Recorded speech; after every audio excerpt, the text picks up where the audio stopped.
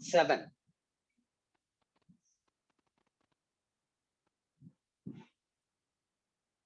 श्रीभगवानुवाच मय्यासक्तमनः पार्थ योगं युञ्जन्मदाश्रयः असंशयं समग्रं माम् यथा ज्ञास्यसि तच्छृणु ज्ञानं तेऽहं सविज्ञानम् इदं वक्ष्याम्यशेषतः यज्ञात्वा नेह भूयोऽन्यद् ज्ञातव्यमवशिष्यते मनुष्याणां सहस्रेषु कश्चिद्यतति सिद्धये यततामपि सिद्धानां कश्चिन्मां वेत्ति तत्त्वतः भूमिरापो नलो वायुः खं मनो बुद्धिरेव च अहङ्कार इतीयं मे भिन्ना प्रकृतिरष्टधा अपरेयमितस्त्वन्यां प्रकृतिं विद्धि मे पराम् जीवभूतां महाबाहो ययेदं धार्यते जगत् एतद्योनीनि भूतानि सर्वाणीत्युपधारय अहं कृत्स्नस्य जगतः प्रभव प्रलयस्तथा मत्तः परतरं नास्त्यत् किञ्चिदस्ति धनञ्जय मयि सर्वमिदं प्रोतं सूत्रे मणिगणा इव रसोऽहमप्सु कौन्तेय प्रभास्मि शशिसूर्ययोः प्रणवः सर्ववेदेषु शब्दः के पौरुषं नृषु पुण्यो गन्धः पृथिव्यां च तेजश्चास्मि विभावसौ जीवनं सर्वभूतेषु तपश्चास्मि तपस्विषु बीजं मां सर्वभूतानां विद्धि Partha सनातनम् बुद्धिर्बुद्धिमतामस्मि तेजस्तेजस्विनामहम्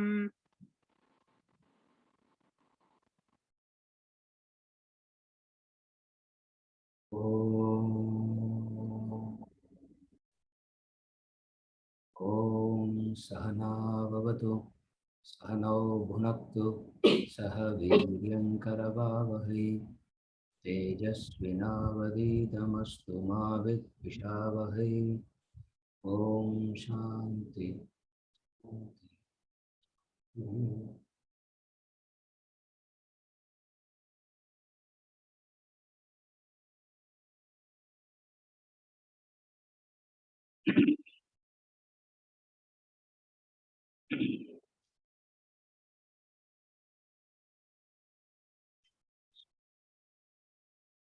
We have a few questions to take up from the previous chapter and then we will move on.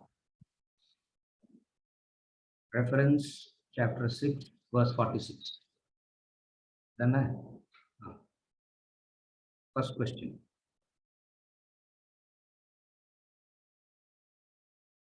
What is Chitta Shuddhi?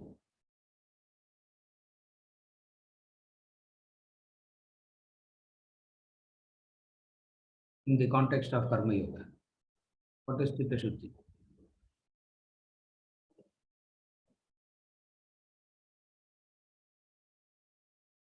Chitta means inner personality. Shuddhi means purification.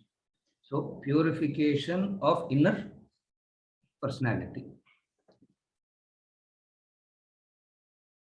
When we talk about purification of inner personality, what is the impurification that you are trying to purify?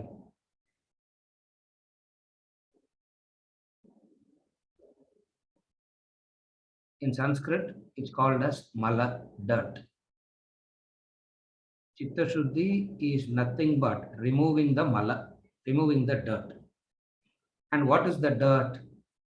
The six. Krodha, Lobha, Mada, Matsarya, Bhaya, Dvesha. These are all the dirt. To recognize this as dirt and the effort that you make in to remove that is called Chitta Shuddhi.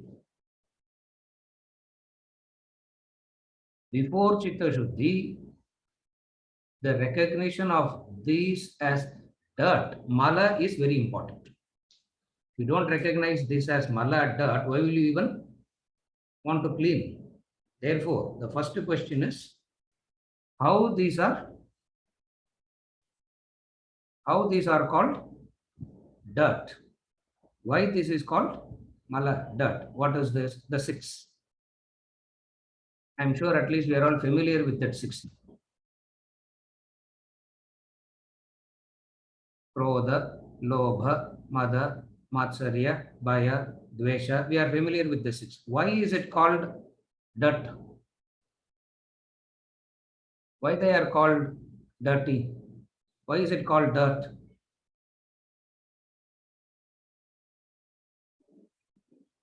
It's called dirt because having the six, you can never be happy and peaceful. You can't be an angry, peaceful person. You can't be a jealousy, contented person. Correct? Are you able to follow? Why it is called dirt?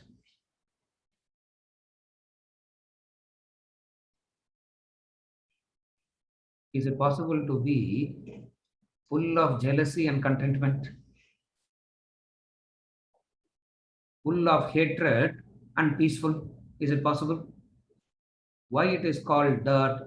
Because these things take away your peace, and your peace of mind is taken away by this six. Since your peace of mind is taken away by this six, it is called dirt. What is Chitta Shuddhi means? Removal of this six. Eliminating the six.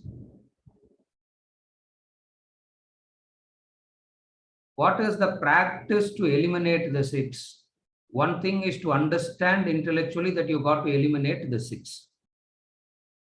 You follow?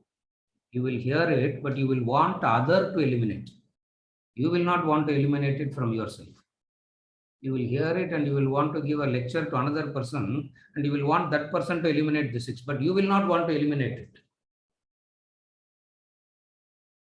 Correct. I have heard this six. I want to tell others from now on, what you are all dirty people because you have all the six. Henceforth, what you should do, remove this dirt. But what will I do? I will keep on having it in abundance. So, one is to understand that these are dirt. Another is what is the practice by which you can remove this dirt. First is to see the dirt. Another is you take the broom and sweep it out. That's the practice. The practice to remove the dirt. The practice to remove the mala is called karma yoga. The practice to remove the dirt is called karma yoga. How does karma yoga help to remove this dirt?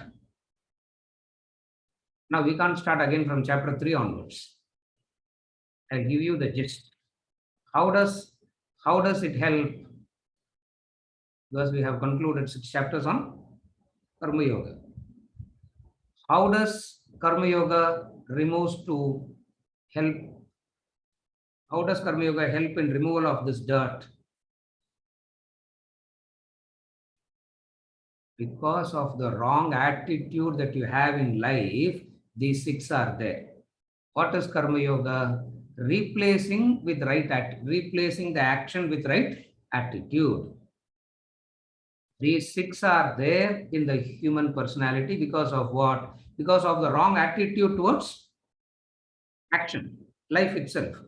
What is wrong attitude towards life? Selfishness, ego, egocentric, all of them. What is the wrong attitude towards life? Action, selfishness, ego, and egocentric. And what is ego and egocentric means? Ego and egocentric means your thoughts circle around you all the time. And you also believe the whole world is doing that only. Whereas the reality is world doesn't bother about your existence only, whether you are existing or non-existing. Life carries on. Men may come and men may go. Great men have come and they have gone. Life didn't stop. But then your ego, this is called egocentric. What is egocentric? You keep yourself as the center of this planet. You keep yourself as the center of the universe. And all that time thoughts are evolving around that. When you have this kind of egocentric attitude, what happens? You will face lot of conflicts. You will experience lot of conflicts. You will experience lot of disturbances, conflicts. And these conflicts results in the six. Are you able to understand the sequence? Are you able to understand these conflicts? When you are ego and egocentric, the way in which you live life produces constant conflicts. What is the constant conflict? You want others to pay attention to you, nobody will pay attention. And you want others to pay attention to you in the way that you want, nobody does it. You don't want somebody not to pay attention to someone else, and the entire attention goes there. Now all these produces conflicts. Why? Because ego and egocentric nature. So when you have this egocentric nature, you will have constant conflicts in life. And how do you know there are conflicts? Six manifestations. What is Chitta Shuddhi now? You understand that because of the wrong attitude, these six are there. You replace the wrong attitude with the right attitude. So what is Karma Yoga? Action combined with right attitude. Action combined with right attitude. What is right attitude here means? Unselfishness. That is why we say work for a higher, pitch up a higher goal and work for a higher goal, higher purpose, where there is an identification. All that brings about what?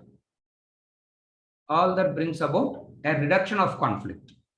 Where the conflict reduces, these six reduces. It means you have Chitta Shuddhi. And why this inner purification is very important? Only when you have this inner purification, you can hear what is told to you. When you don't have this inner purification, your mind is wandering all over the place. You come into the class agitated, you sit in the class agitated, you go out of the class agitated. Nothing happens. Why? Because you come in with that lot of impurity. Our lifestyle is such that we promote impurities. Karma Yoga is an opposite lifestyle where you promote purity. What does promoting purity means? Instead of ego and egocentric, you accommodate others. Accommodate as many as possible. When you accommodate as many as possible, this conflict reduces. When these conflicts are reduced, your mind is calm. Apovi kshina papanam shantanam vidaraginam mumukshunam apekshoyam atmabodho vidiyate. In Atmabodha, he gives calm mind as the prerequisite for Shravana. Because when you hear, you got to hear it fully. Why are we not able to hear it fully? Mind is wandering all over the place. Why it is wandering? No, I'm not. I can focus only if I write notes. If I listen, I can't focus. Why you can't focus? Wandering. Why you can't focus? It is wandering. Lack of purification. Therefore, this calm mind is what the result of Chitta Shuddhi is, and with that calm mind, Shravana is possible. This is Chitta Shuddhi Karma Yoga. Are you okay till now? I'm not going into the details because we have covered everything. I'm just trying to give the gist of it. Are you okay?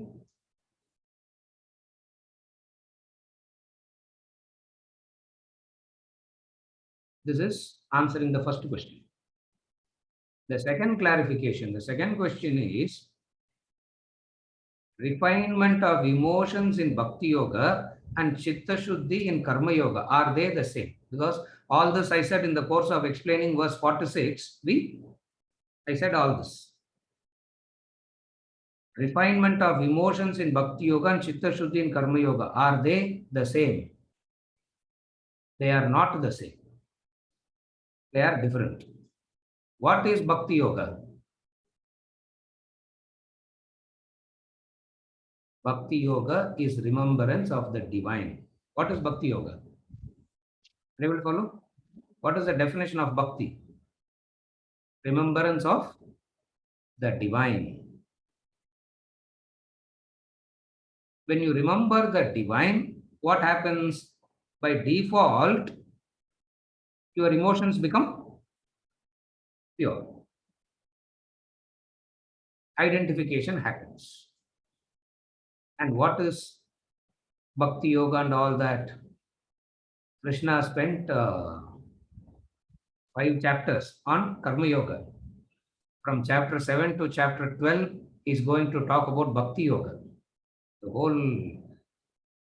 whole gear is going to get shifted here. Complete shift to listen to a few verses and then go back and read from chapter 3 to chapter 6. You can see how the entire shift is, how he has brought in the entire shift. I'm not going to the details of Bhakti Yoga. What is refinement of emotions in Bhakti Yoga? For which you got to ask, what is Bhakti Yoga? Are you able to follow? What is Bhakti Yoga? Bhakti Yoga is remembrance of the divine. What does remembrance of divine means? You are the doer, so you put your entire focus on the doing. The result is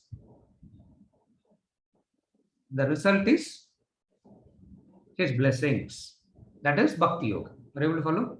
Karmanyevadhikaraste ma phaleshu kadachana. See, you are the doer now. Don't ask 3 weeks later, sir, you said you are the doer. Always we have said you are not the doer. You are the doer now in Karma Yoga. You are the Karmani eva adhikaraha. You are right. You have to perform your action. So, you can only do the action. Ma phaleshu kadachana. I give the results. Now, what is Bhakti Yoga now? You do the action with utmost dedication, sincerity, with the right attitude. That is Karma Yoga. Are you able to follow?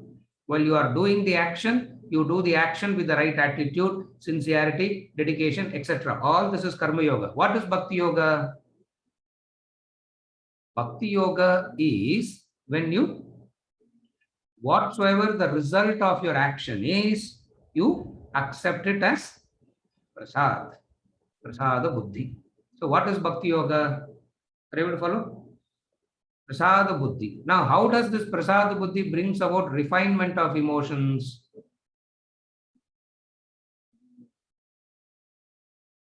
From kartrutva, I am the doer, it moves on to the right you claim over the result of the action. Are you able to follow? Bhakti Yoga, removes the right you claim over the result of your action. Maybe success, maybe failure. It doesn't matter. If it is failure, you claim, I am a failure. If things don't go your way, you say, I am a failure. If things go your way, you say, I am successful. What is Bhakti Yoga? You do not claim results. You do not claim the result of your action as yours. Whatsoever comes, you accept it as prasada buddhi. This prasada buddhi, what does it do? Refinement of emotions. What is refinement of emotions? Duties, not rights. This is refinement. Are you able to follow? What does refinement means? Duties, not rights.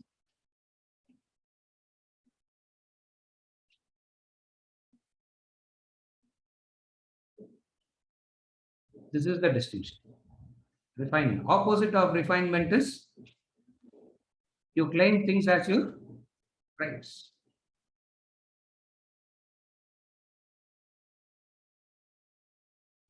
Please understand, for theoretical purposes, we segregate them and talk about as though they are separate. When you start practicing it, they become integrated. When we are discussing a car, we talk about the car as parts. But then the parts don't run by themselves. When the car comes into, when you start actually doing, karma and bhakti gets integrated. Even though for practical purposes, even though for understanding purposes, we speak about it as two separate. And why do we have to speak about it as two separate? For practice to be effective, you need a sound theoretical knowledge. This is the law. For practice to be effective, you need a sound theoretical knowledge. If theoretical knowledge isn't there, practices would not give the desired result. Therefore, in the initial stages of the spiritual path, we talk about it as though Karma Yoga is separate, Bhakti Yoga is separate, Jnana Yoga is totally separate. For analytical purposes, we analyze. But then when you start practicing, when you are doing Karma Yoga, Bhakti Yoga comes along with it. How can you segregate the two in practice? Are you able to follow? No, I think you want to make the second question too late. Refinement of emotions in Bhakti Yoga and Chitta Shuddhi in Karma Yoga, are they same? Because freedom from the six is refinement, and in Karma Yoga also seeker strives to eliminate the six. I didn't say freedom from the six is refinement. I said refinement means, I said it. Refinement means, what is refinement? Freedom from the six also can be called as refinement. Then there is no such thing called Karma Bhakti Jnana Yoga.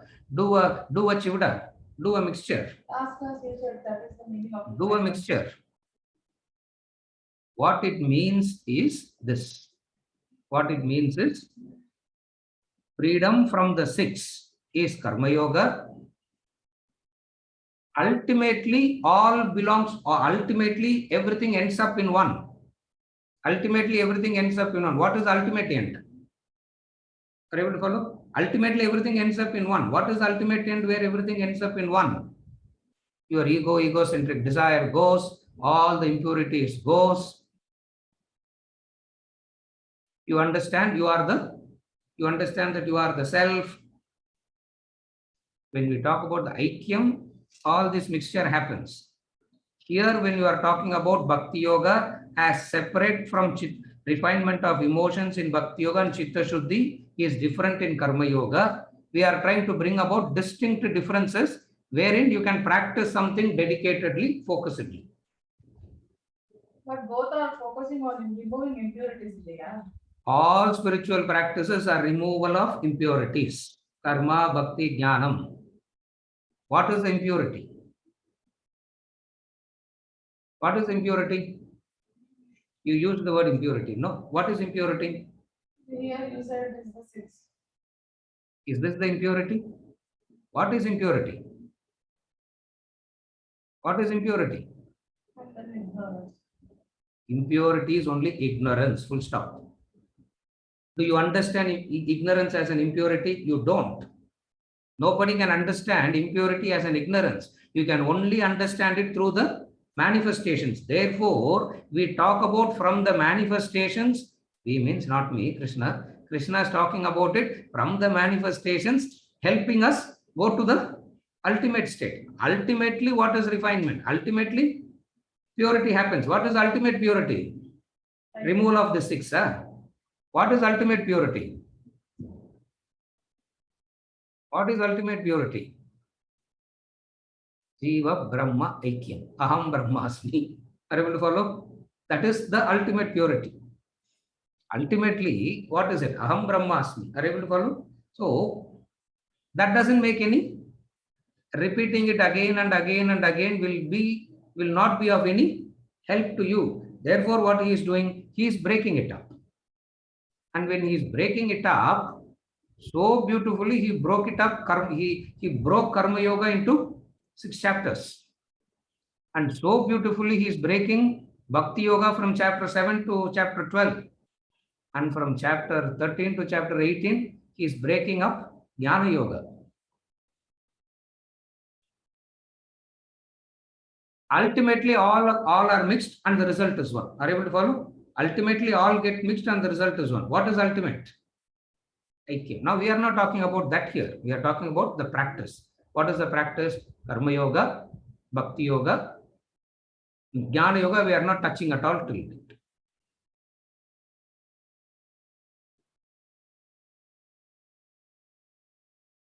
What is impurity? The conviction that you have that you are not divine is impurity.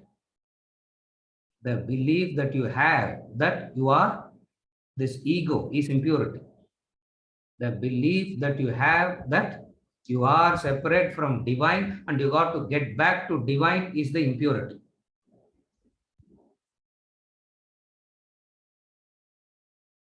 And this impurity is causing so much of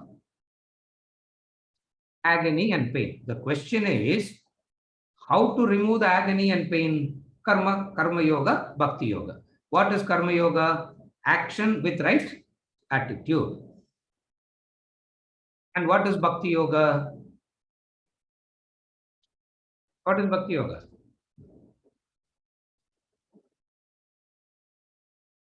What is Bhakti Yoga? Remembrance of divine. If you are not remembering the divine, who are you remembering? What are you remembering? If you don't remember the divine, who are you remembering? What are you remembering? Your own self, ego. Even when you go to divine, you are only going to divine for the ego only, no? Are you able to follow? Even when you go to divine, you are going to divine for the sake of the ego. For the sake of preserving the ego only, you go to divine also. What is refinement here? You go to the divine for what? For the sake of identification, devotion that you have developed towards the divine. The question is, how do you develop this association with the divine? How do you develop relationship with the divine? Are you able to follow? Clear the idea? How do you develop relationship with the divine? Okay. How do you develop any relationship? How do you develop any relationship? Huh? How do you develop any relationship? By constantly thinking about it. Correct? Huh? How do you develop any relationship? By spending quality time, sir. How do you develop relationship? Are you able to follow? Relationship is developed by association, by constant association. Are you able to follow? Refinement is nothing but constantly associating with divine. When you wake up in the morning, you remember the divine. When you wake up in the morning, you don't worry about, oh my God, whether the maid servant will come on time today or not. You don't wake up with that thought. You don't wake up with whether what, like, you don't wake up with, when you wake up, what do you wake up with? You wake up with the thought of divine. When you brush your teeth, you pray to the devatas of the tree. Bhakti Yoga, the relationship with divine was inculcated so much into our lives. We lost it today. Because when you take the plastic toothbrush, you have to have a plastic god, no? When you use the twig, you pray to the devata. Who's the devata? Devata of the tree. And when you bathe, Varuna, the god, the water. And then when you wear clothes, Vastra, there is the deity for that. So by this, what is happening? Each and everything that you do is associated with the deity. Because of this constant association with the deity, you have developed a very good relationship with the divine. That relationship that you develop, the practice by which you develop relationship with the divine is called, what is it called? Bhakti Yoga. The practices by which you develop relationship with the divine. See, today, divine, we don't even bother about it, no? Because it looks like so silly. It looks so superstitious. We feel that it is tree, sir. Why God? It is cloth, cotton. Why God? I have done the work. Why God? Are you able to follow? Divine is not at all remembered. Therefore, what is Bhakti Yoga? Developing relationship with the divine. And how do you develop relationship with the divine? By continuously associating with it. When you eat, there is a prayer. When you go to sleep, there is a prayer. So you wake up with prayer. You sleep with prayer, isn't it? Right from the time of conception, right? Even the male-female union, not out of lust. Even the male-female union, divine is remembered. Out of the remembrance of the divine, when the child is born, that child will be called as prasad, not the children born out of lust. We lost that culture. Therefore, what has happened? We have to revive it. It's a separate practice, distinct and different from Karma Yoga. Are you able to follow? Now, when you are practicing, when you are developing relationship with the divine in this manner, what happens?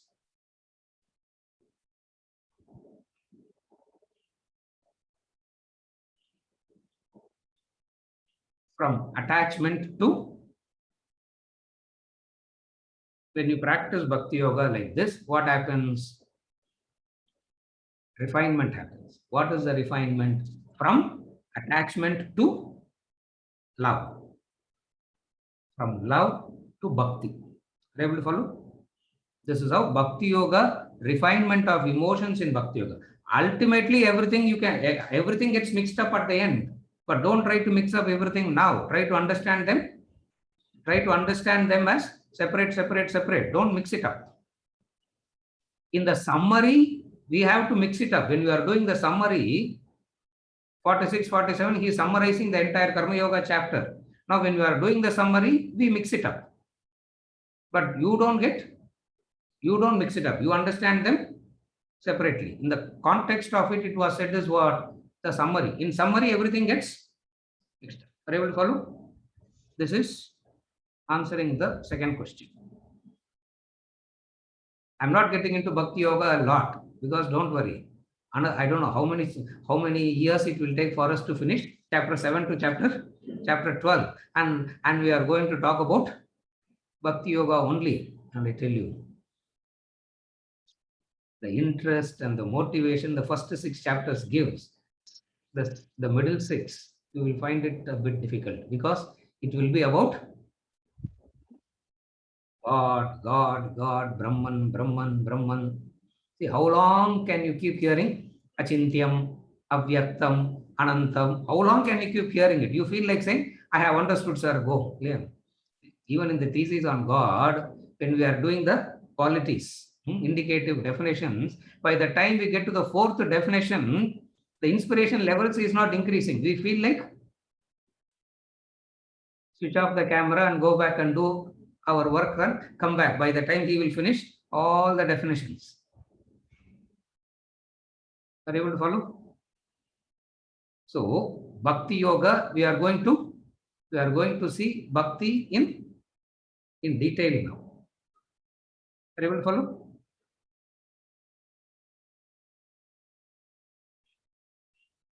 As of now, understand. Bhakti means, what is the practice of Bhakti Yoga? Developing a relationship with the divine for the sake of, you develop, in every relationship you develop, there is a self-centeredness in that.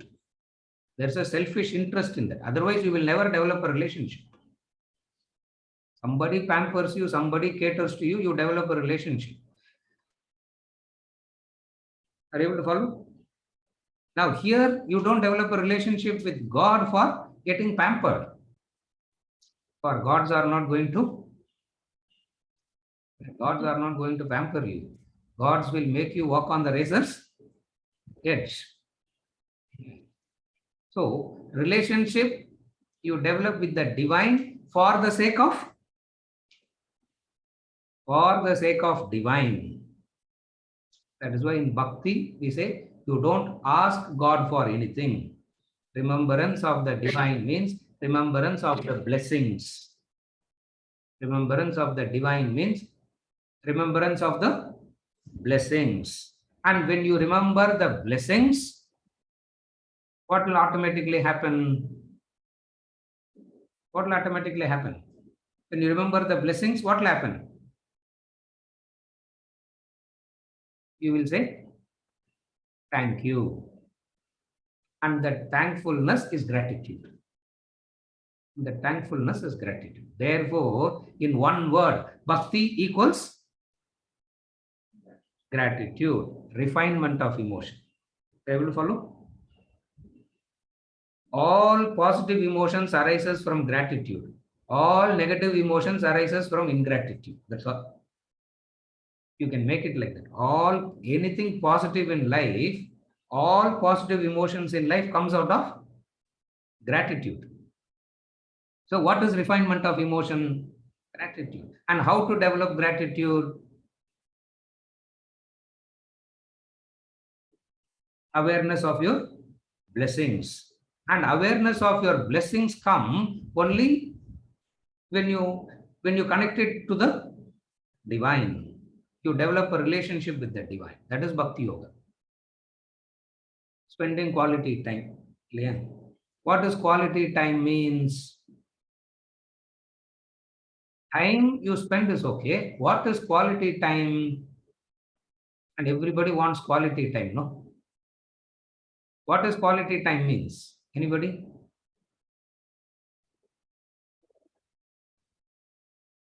When they talk about how to cement the relationships, when they talk about how relationships can be held together and all that, they say you have to spend quality. Now, what is quality time means? Mobile is switched off, full attention. Mobile is switched off, TV is switched off, and you only sit and talk to each other. Don't try that. Don't try that. You will end up fighting and maybe stabbing each other, stabbing one another. What is quality time? Paying undivided attention. That's what quality time is. Not focusing elsewhere and focusing here also. Clear? Ananya Chinta. This is called quality time.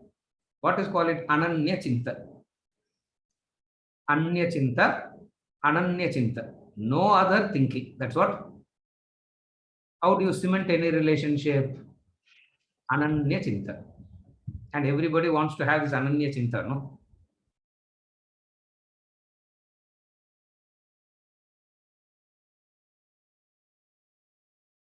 Even when the person is sitting next to me, sir, thoughts are elsewhere only. The person has to sit next to you, and all the thoughts also has to focus on you. And when so many thoughts are focused on you, you get so suffocated. You do not know what you are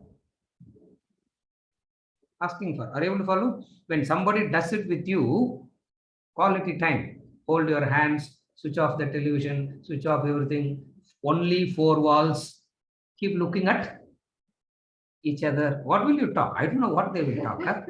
What will you talk? I love you. I also love you. I will sacrifice for you. I will also sacrifice for you. Just a minute, you feel like just a minute, you want to stab the other person and say, get out of my life. Huh? No, out of the room only, not out of life. Get out of the room. How do you cement relationship? Are you able to follow? How do you cement relationship? A constant awareness of the blessings. Duties, not rights. That's called duties, not. Are you able to follow? That's called duties, not rights.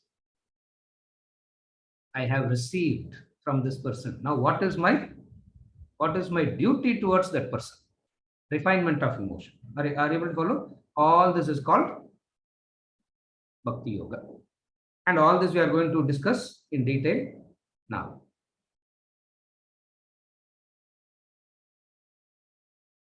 Is it okay? The second clarification. Then the third clarification. Narayan, is the clarification in the context of what we discussed now? Yeah, please. Yes. Sir, elsewhere we know bhakti as surrendered to the areas of ignorance. How is that related to prasada buddhi? Yes, exactly correct. I plan and do the action. Ignorance is I do not know this is the result that I am supposed to get. Are you able to follow? Followed. 4 conditions to action. Sorry, 4 results of an action. What are the 4 results of an action possible? You may get exactly what you want. You may get more than what you want. You may get less than what you want. You may get Different than what you different, the opposite of what you want. You do not know what is going to come. That is ignorance. As the doer of an action, you really do not know what is going to come. That is the ignorance. And to that ignorance, you surrender. And what is surrender means? Of the 4, whatever comes, you say prasad, prasada buddhi. Are you able to follow? I deliberately avoided that connection and you brought it out. Yeah. Because I always want to give something for confusion. You brought it out. Narayanji, correct. What is surrendering in the area of ignorance? See, surrendering the area of ignorance is, even though Swamiji gives examples like surrendering the area of ignorance means you don't law, you do not know law, surrender to the lawyer, you do not know medicine, surrender to the doctor. That is an example to tell you surrender first. Further complication is what is the actual area that you got to surrender? You do an action, you plan for an action, you do an action sincerely, dedicatedly, all the techniques of Karma Yoga, everything, you do it rightly. Karmanyevadhikaraste ma phaleshu kadachana. Of those, how much ever you do actions in this way, Of the four, I decide what you should get. I means Krishna says, I decide symbolically, not literally. He doesn't decide. I decide what you have to get. Ma karma pala hetur bhuhu mate sangostva karmani. Verse number 47, chapter 2. The combination of karma and bhakti in one verse, that is. You do action with sincerity and dedication, and when result comes, you will be ignorant. You will be ignorant. What is ignorance? You put your heart and soul, you get a different result. You didn't do anything, you are just simply sitting. Something comes and knocks at your door and fall at your lap. How can you account for all this? This is Bhakti Yoga, surrendering. Surrendering to the area of ignorance. What is the area of ignorance? Doing is not area of your ignorance. Carefully follow. Doing is your area of knowledge. The result is the area of your ignorance. Are you able to follow? Doing is knowledge. Doing is your area of knowledge. The result is the area of your ignorance. Therefore, what you surrender? The anxiety about the result you surrender. Putting conditions about the result you surrender. Definitely you will get a result, you know that. And whatsoever you get as the result, you say, this is your sadhana. This is bhakti. Is it okay, Narayanji? Yeah. Is it okay? The third clarification. The third clarification is not a clarification. She is only asking for checking. Is my understanding correct? The six in a human being is so deep-rooted and powerful that they need combined discipline of Karma Yoga and Bhakti Yoga to completely eliminate and make one pure in emotions, since their focus is purifying emotions to achieve calmness. Do manana, nididhyasana for aikyam to happen. This is what I have said already. If you have put this in the first question, 1 and 2 wouldn't have been. Are you able to follow? Correct. Exactly correct. The sequence is perfectly correct. Doesn't matter. Ask any number of times this question and come to the conclusion. Perfectly correct. For this conclusion is what we are aspiring for. The six in a human being is so deep-rooted and powerful that they need combined discipline. Combined discipline of Karma Yoga and Bhakti Yoga to eliminate and make one pure in emotion. Since their focus is purifying emotions to achieve calmness, do manana, nididhyasana for aikyam to happen. Correct. Second, independently also, depending on one's predominant active or emotional personality, Karma Yoga and Bhakti Yoga as a discipline serves to remove the six. Correct. That is also correct. Depending on your predominant personality, you practice. Depending on the predominant nature, you practice Karma Yoga and Bhakti Yoga. But definitely it will be a combination. If you are predominantly active, you will be practicing Karma Yoga combined with Bhakti Yoga. If you are predominantly emotional, you will be practicing Bhakti Yoga combined with Karma Yoga. But necessarily it is a combined discipline.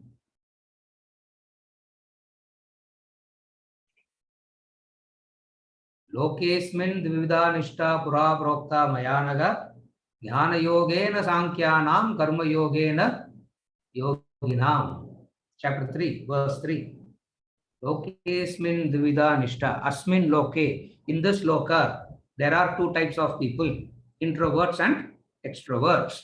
Jnana yogena sankyanam karma yogena yoginam. Karma yoga means Bhakti Yoga implied here. Karma Yoga and Bhakti Yoga is for the extroverts. Jnana Yoga is for the introverts. First you practice Karma Yoga, Bhakti Yoga, turn introvert, and then practice Jnana Yoga for the aikyam to happen. It's a complete It's a complete prescription. Without room for any doubt. You can never have a doubt anywhere. Lokesmin dvivida nishta pura prokta mayanaga.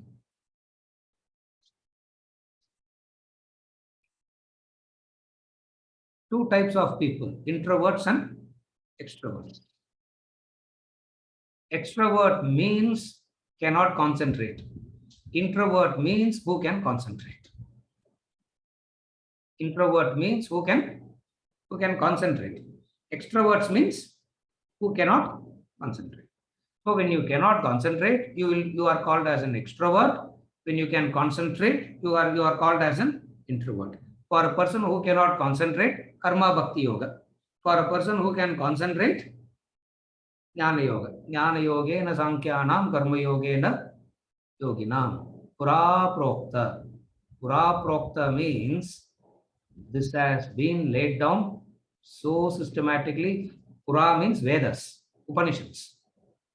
It has been laid out so clearly in the Vedas, the Upanishads. Is it okay?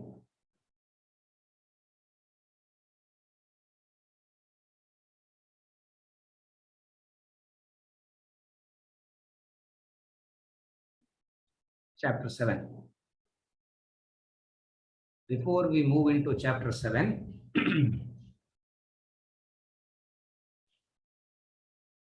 we have seen Bhagavad Gita means explaining the aphorism Tattvamasi.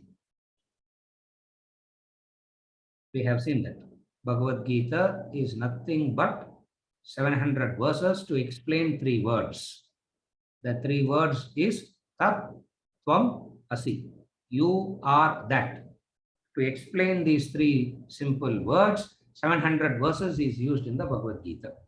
And these 700 verses is divided into 18 chapters. And these 18 chapters are divided again into 3 sets. 3 sets. The first 6, the middle 6, and the last 6. Tat Tvamasi. If you rearrange it, if you rearrange it in the way that we can understand, you have to rearrange it as Tvam Tat Asi. Tvam means Tat Tvam Asi means that you are. Tvam Tat Asi means you are that. So for practical purposes, how do we rephrase Tattvamasi? Tvam Tat Asi. Tvam means you, Tat is that, Asi, Aikyam, the oneness. If you rephrase the Tattvamasi like this, you get how 18 chapters of Gita is spread out. The first 6 is about Tvam. You. You means the Jiva, the individual, and what the individual got to do in terms of action, etc. and all that. Tvam is you. Tat is that. From 7 to 12 is going to talk about Tat. From 2 to 6 or from 1 to 6, he spoke about you. Obviously, what it means when he is talking about you, he has to focus on the effort, the prayatna, karma yoga.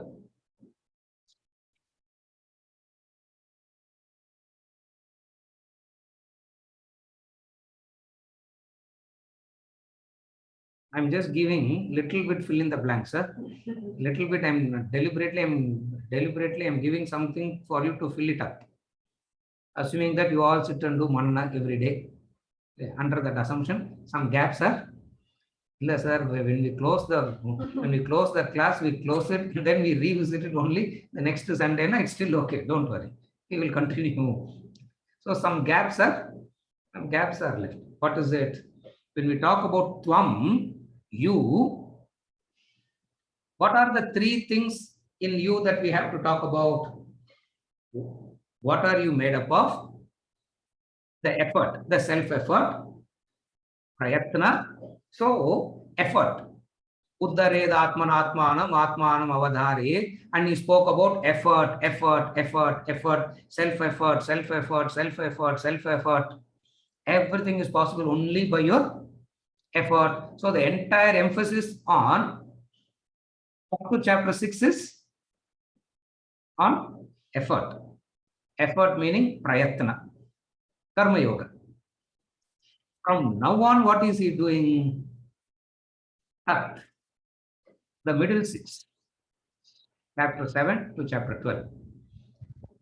And in chapter 7, from the beginning itself, he starts.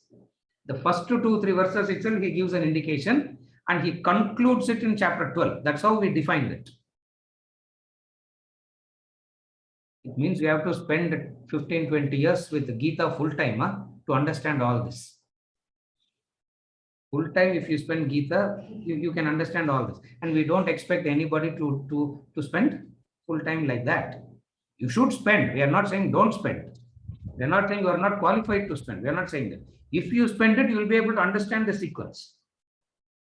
In chapter 7, he starts with the definition of Brahman, God, defining Tat, that. And in chapter 12, he concludes with the 35 qualities.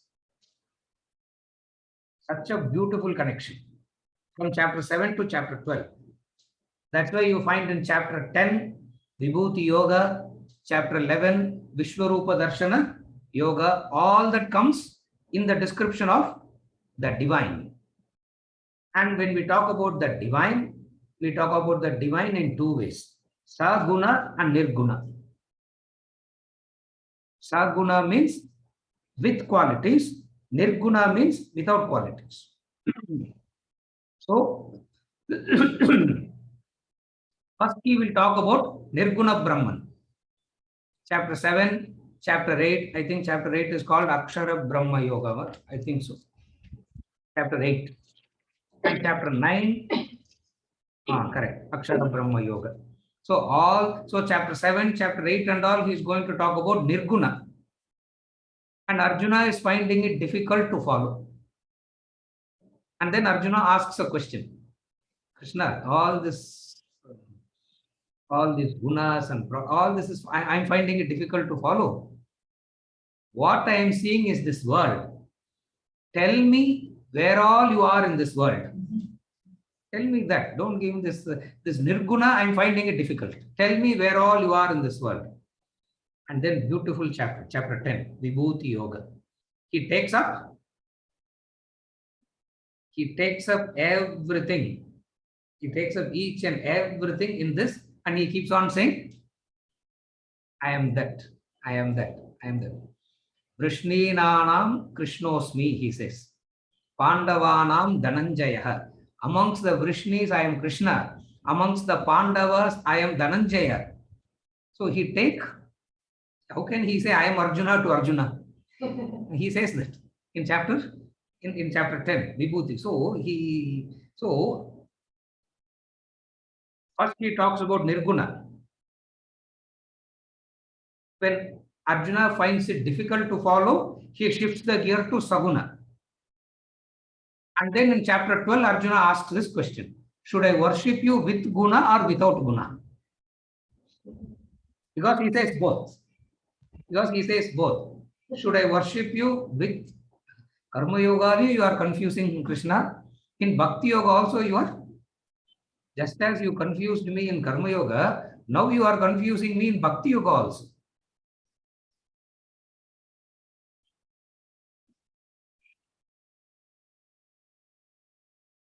We are not asking about all this, sir. We don't have this problem of Saguna problem. We don't have Nirguna problem. We don't have the problem of divine. Why are you wasting? Why is Krishna wasting his time and all that? All that we want is what? All that we want is what? நீ பிரச்சனைக்கு வழி சொல்லுங்க அவ்வளவுதான். How am I to, after the class is over, the agitations are waiting to enter me, and give me a solution for that. Who's worried about all these things? But theoretically we assume what? Arjuna follows chapter 7, chapter 8, chapter 9, Nirguna, chapter 10, chapter 11, Saguna, and then he asks, what should I practice? How should I worship you, Krishna, now? Saguna or Nirguna? With form or without form? First he says worship, doesn't matter.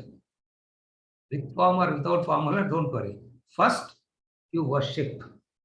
In order to worship, you should develop a relationship. First, develop a should I live with this person or not? How can you know? First, develop a relationship. As you are developing a relationship, only you want to run away, na? How can you? So, what is it? So, develop the relationship. Whether Saguna, whether Nirguna, don't worry about it, develop the relationship.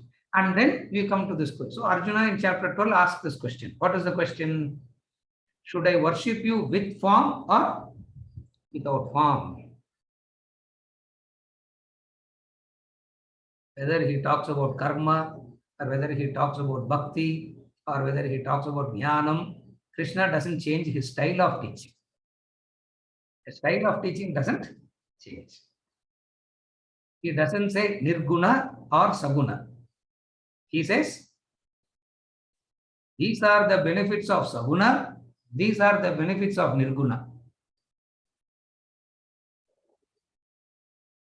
Abdinna, understand it and you do what you want. And then comes the last 6, Asi. Tattvamasi, we have rephrased it as Tvam Tat Asi. For the sake of 18 chapters, we don't change the Mahavakya, sir. We don't change that. We are not changing the Mahavakya. For the sake of understanding the 18 chapters, we are rephrasing it. So what is it? If you rearrange it, Tvam Tat Asi. 7 to 12, he is talking about that. From 13 to 18, he is talking about Asi, the Aikyam, the oneness. Jnana Yoga. Very beautifully, he talks about it in the 13th chapter. Kshetragyam Japimam Vidhi Sarva Kshetreshu Bharata. He says, and then in the 15th chapter, he takes it to the ultimate climax. Vavimau Purushau Loke Ksharakshara Evacha. And then he next, that is verse 16, chapter 15. Chapter 15, verse 16. Dvavimau Purushau Loke Ksharakshara Evascha. In this loka, there are 2 Purushas, Arjuna. Kshara Purusha and Akshara Purusha. And then he says, Uttama Purushas Anyaha.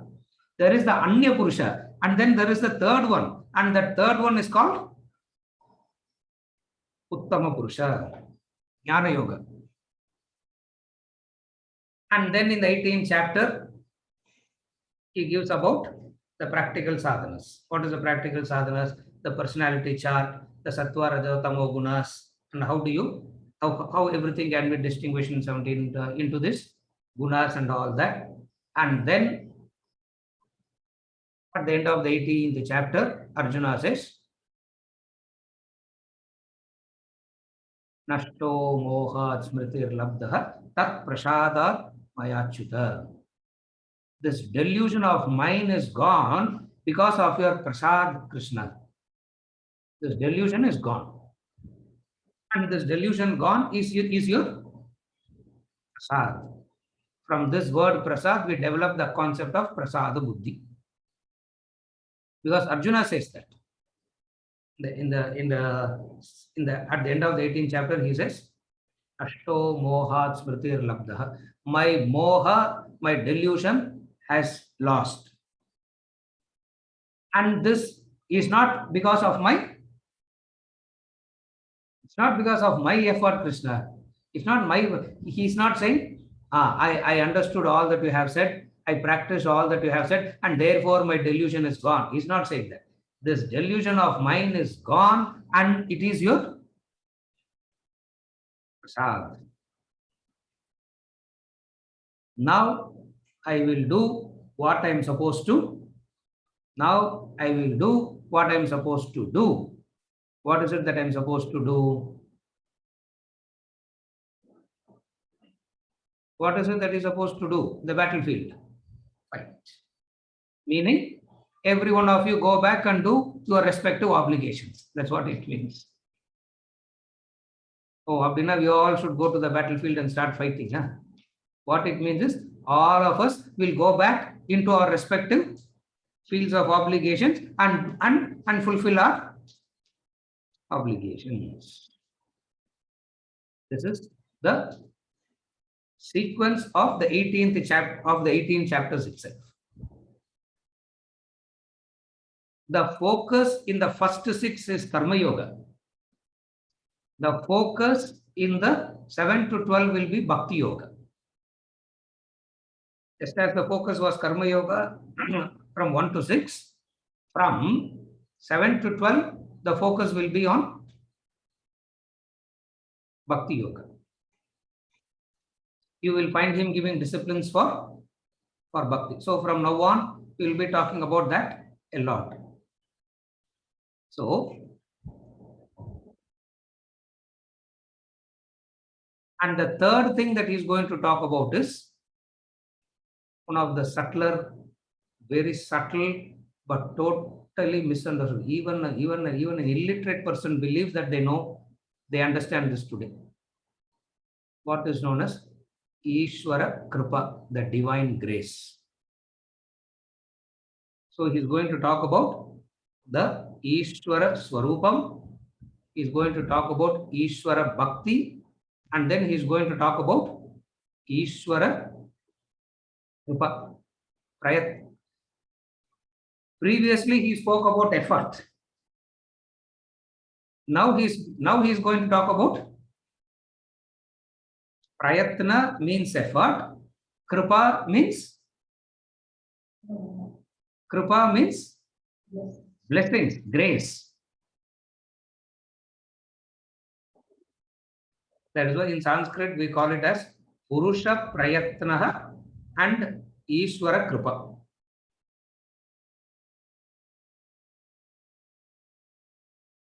And one of the most misunderstood, and even the illiterate person believes they understand this concept of grace. Ishvara Kripa. All that we'll see, where all he is referring to Ishvara Kripa, we'll be mentioning that. Just as when we gave the introduction before entering into chapter 1, in which Janma we introduced chapter 1, we don't know. And after this Zoom, a big problem after this Zoom is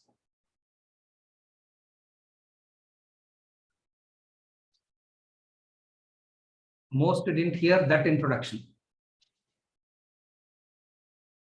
Not that all those who have heard have understood it and are remembering it. That is also there. There are people who have heard that introduction also, and most of them don't even remember that. That is why every 6 chapters we introduce it. Every 6 chapters we introduce it to get a comprehensive picture of the Gita. You follow? So, what is the middle 6? Description of the divine with form, without form, Saguna and Nirguna, which is called Ishvara Swarupam. Then comes Bhakti, the central, just as Karma Yoga was the practice there, Bhakti Yoga is the practice here. In Karma Yoga, Prayatna, effort is highlighted. In Bhakti Yoga, what will be highlighted? In Bhakti Yoga, what will be highlighted? Grace. Kripa will be highlighted.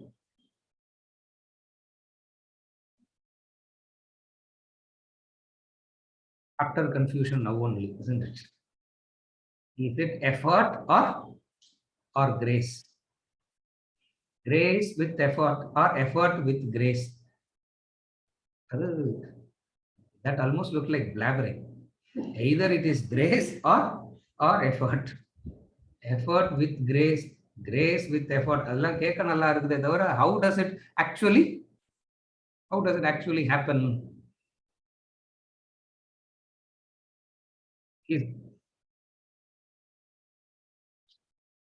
All these subtler topics will be covered here. Even if you can understand the subtlety of the thought flow. Chapter 2, from 1 to 6, effort, prayatna, you can relate with it more. Now comes the Ishvara Swarupam and the Bhakti and the Bhakti and grace and all that is slightly subtler. From chapter 13 to chapter 18, it is the subtlest. Subtler, subtlest. Don't say grosser. Karma Yoga is subtle. What is going to talk about Ishvara, Saguna, Nirguna is subtler. And 13 to 18, it is the subtlest. Sir, why can't we go to the subtlest directly? You can go to the subtlest directly, but nothing will be understood. Nothing will be understood. So to understand, the first 6 is talking about Jiva Swarupam, Karma Yoga, Prayatna. The first 6. So what is the first 6? Jiva Swarupam, Prayatna and effort. Where is Jiva Swarupam and all spoken, sir? You should not ask this question, sir. Where is Jiva Swarupam spoken? Kathopanishad verses are quoted. Kathopanishad verses were quoted and the Jiva Swarupam is spoken. The Panchakoshas were spoken. Indriyani paranyahuhu indriyebhyah parammanah manasastu parabuddhehe yo buddhehe paratastu saha. அப்படின்னு ஒரு verse இருக்கு பகவத் கீதால. And this verse comes in end of chapter 3. Indriyani paranyahuhu indriyebhyah parammanah manasastu parabuddhehe yo buddhehe paratastu saha. Quoted from Kathopanishad. The sequence, a human being is made up of indriyani, body, mind, intellect, and this body, mind, intellect is matter, and this matter is enlivened by Saha, spirit. Therefore, it is called Jiva Swarupam. Are you able to follow? Like this, there are lot of verses we found in 3, 4, 5, 6. Therefore, we say it is talking about the Jiva. And then it spoke about Karma Yoga. That is very clear. Because he kept on saying, in my opinion, Arjuna, get back to Karma Yoga. In my opinion, get back. So that also he spoke about. That also he spoke about it very clearly. Second thing. The third thing, when he is talking about Karma Yoga, logically, what he has to highlight? Self-effort. Uddared atmanatmanam vadharayet. Lift yourself by yourself. And how do you lift yourself by yourself? Yajna karma. And what is yajna karma? Idam na mama, etc. All that And then he concluded chapter 6. Chapter 7, the other set. What is the other set in chapter 7? He's going to start with that. We are not going to start chapter 7 today. We'll start it next week. He starts with the description of Brahman. Chapter 7. Straight away he says,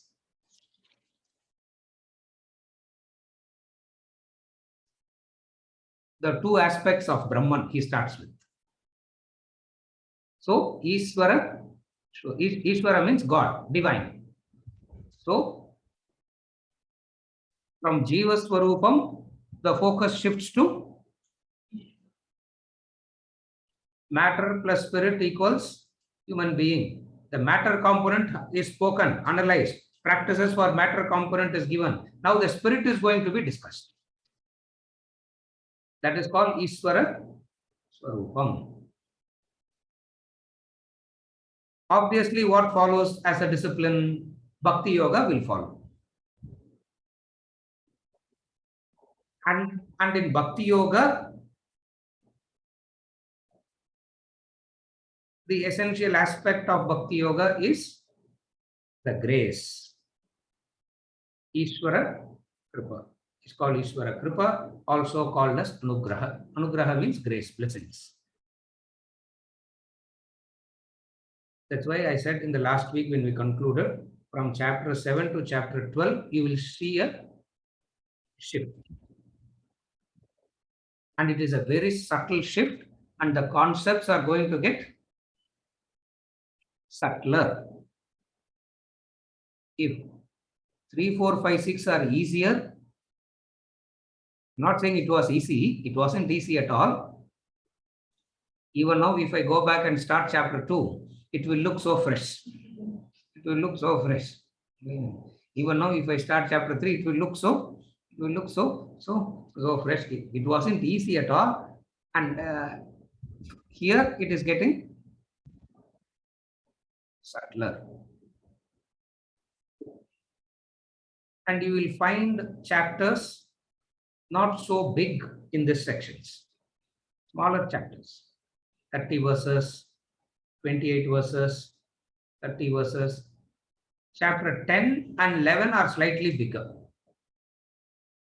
Even though they are slightly bigger, it's just a description. There will not be much to elaborate. Elaborate means explain. It's a bhavana there. Chapter 10 is a longer chapter. Chapter 11 is also longer. Chapter 12, Bhakti Yoga, another very short chapter, 20 verses now. Another very short chapter. But that will take 2 years to finish, because he's going to talk about 35 qualities there. And the 35 qualities will take 35 classes, now other way 1 year I know, to finish. Even though it's a small chapter, it will take some time.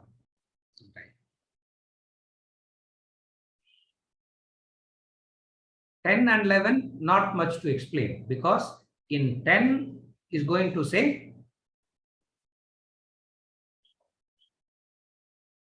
what all you see outside is divine. In chapter 11, all that is put in one form. Chapter 10 analytically, chapter 11 synthetically. Are you able to follow? Analytically means each and everything he takes. Each and everything he takes.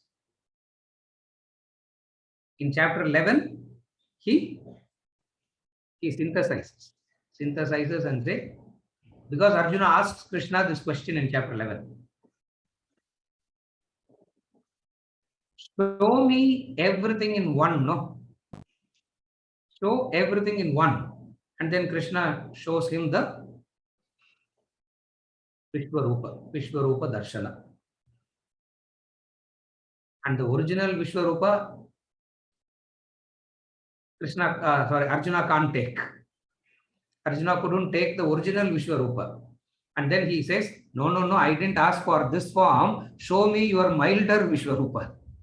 Show me your gentler Vishwarupa. That's what I want. I didn't want your original Vishwarupa. Why he couldn't handle the original Vishwarupa? Because in the original Vishwarupa, he saw something which is frightening. What is it that he saw? He saw changes. Nowadays, we don't see changes. That's why we don't get frightened at all. We don't get frightened at all because we don't notice the changes. It looks like the same. It looks like it is the same face you see every day in the mirror. You don't notice the change. Only when somebody comes and tells you, you notice the change. Otherwise, you don't notice, even though you are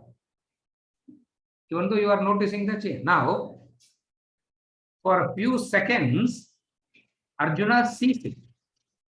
Because of his lack of preparation, he gets frightened. He says, I can't handle it. Come back to the Vishwarupa, come back to the gentler form, Chaturpuja Vishnu form. And Krishna shows him the Chaturpuja Vishnu form. And then chapter 12, Arjuna comes back to some kind of normalcy, asking him another beautiful question.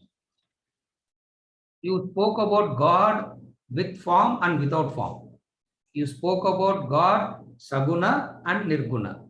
What should I worship? With form or without form? And then Krishna gives him a beautiful answer. We conclude the middle 6. From chapter 7 to chapter 12. With this brief intro to the middle 6 portion, we conclude for today, and we continue it from we start from chapter 7 onwards in the next session. Is there anything, Venkat? Nothing. Okay. Yeah. With this, we conclude for today.